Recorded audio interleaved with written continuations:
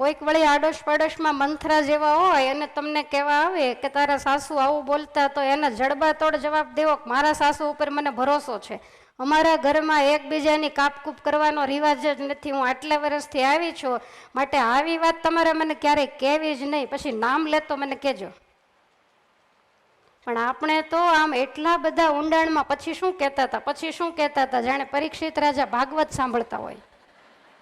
એટલો બધો આપણને એની અંદર ઇન્ટરેસ્ટ પડે. અને તમને ખબર છે ને, પોચું હોય ને ત્યાં દુનિયા આંગળી નાખે જ, માટે ટાઈટ જ રહેવું.